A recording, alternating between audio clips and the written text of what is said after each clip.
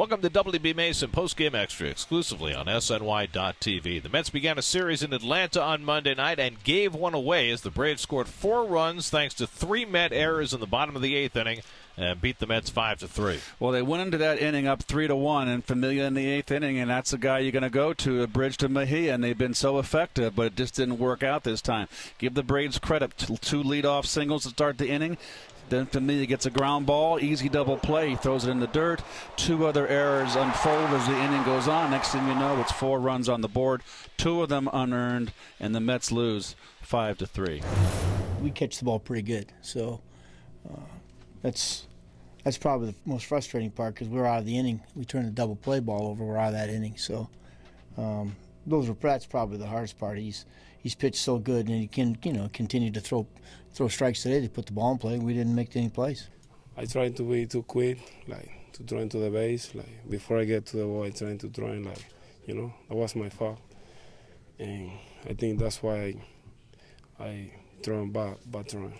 Just a high chopper. I misjudged it. Thought it was going to be when I moved in on, and I took a couple steps back, got on my heels, and hit the palm of my glove and bounced out. When you are developing young players, once in a while you're gonna have a hiccup. You're gonna have there's gonna be some mistakes made, and that comes with the growth part of it. What you do is walk in there and tell them, hey, look, tomorrow's another game.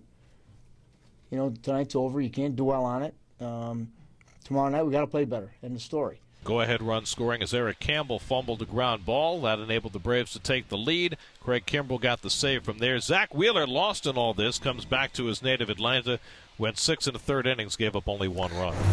I've always had a problem with walks. So last year I really told myself that I was going to cut down on the walks, and that's a big part of my game. And, coming in this year, same thing. And, it kills me whenever I do give up walks. And, especially to certain people, you try to be careful with, so it's okay in certain situations. So, sometimes there's a good reason for it, sometimes there's not. I thought Zach pitched okay. I really did. I thought he pitched, a good ball game, kept us in the game, pitched over the base on balls. So I thought he threw well. Gave up 1 run and was throwing very hard, but the 5 walks again. He had trouble with command, lots of full counts, but I thought that he pitched well and got himself out of a lot of jams. The bullpen this time that has just been so good didn't get it done. Granderson hit a leadoff home run to get the Mets on the board from the offensive side. That was his 11th home run of the year. So the Mets are now 1-4 on the road trip. They've fallen 8 games behind the first-place Braves. They'll try and get even in the series on Tuesday night with Daisuke Matsuzaka on the mound. Our coverage begins with Cadillac first pitch at 6 o'clock Tuesday night on SNY. That'll do it for WB Mason Postgame Extra. Be sure to join us after every game for exclusive coverage on SNY.TV.